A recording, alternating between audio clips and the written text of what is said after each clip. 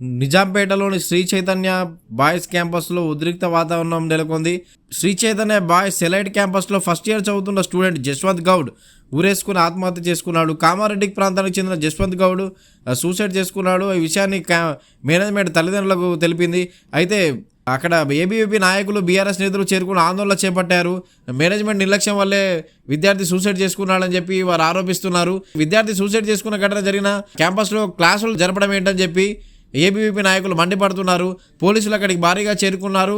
ABV నాయకులు campus లోపలికి వెళ్లేందుకు ప్రయత్నించగా పోలీసులు గేటు వద్దే వారిని అడ్డుకున్నారు, ఆపివేశారు. ప్రస్తుతానికి శ్రీ చైతన్య క్యాంపస్ వద్ద ఉద్రిక్త వాతావరణం నెలకొంది.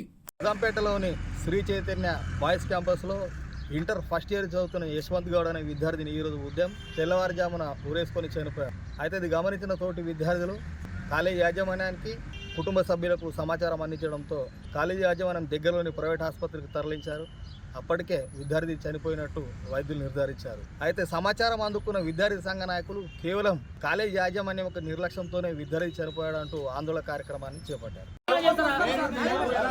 లక్షల ఫీజులు కడతారు. ఇదే కుక్కట్పల్లి ఏరియాలో 4 విద్యార్థులు చచ్చిపోయినారు. మరి ఆ రోజు రాపోయిన ఎందుకు? లక్షల ఫీజులు కడితే ఎందుకు జరుగుతున్నాయి?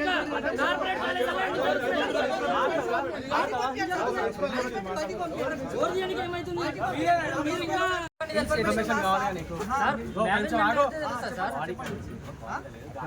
అవును సార్, మేనేజ్మెంట్ వాళ్ళతో మాట్లాడతాం కదా ఏం జరిగిందని తెలుసుకో. ఇప్పుడు యాజ్ స్టూడెంట్ ఆర్గనైజేషన్ గా మాకు లోపలికి వచ్చే రైట్ ఉంది, మాకు రైట్ ఉంది, లోపలికి వచ్చే రైట్ ఎందుకు ఆపుతారు?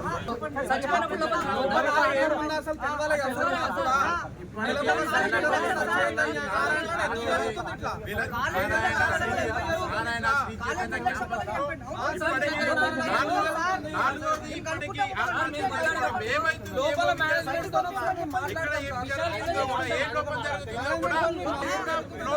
పంపించకుండా పోలీసులు బయట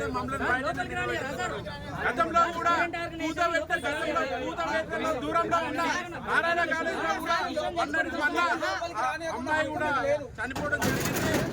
ఇదే విధంగా బాజ్పల్లిలో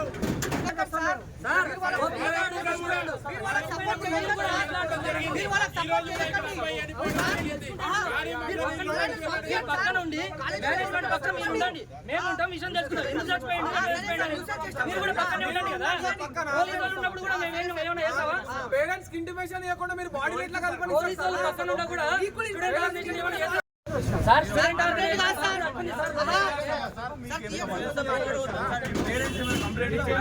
లా అండ్ ఆర్డర్ ఇష్యూ జరుగుతుందా?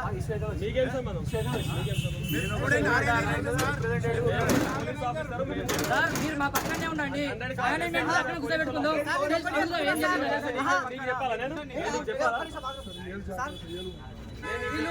మీకు ఇంటిమేషన్ ఇవ్వకుండా డెడ్ బాడీ తీసేస్తారు.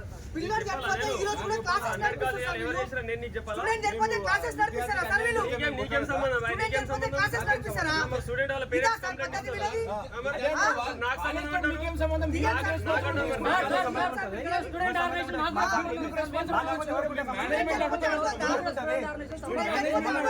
పిల్లగాడు ఎందుకు చచ్చిపోయాడో తెలియదు.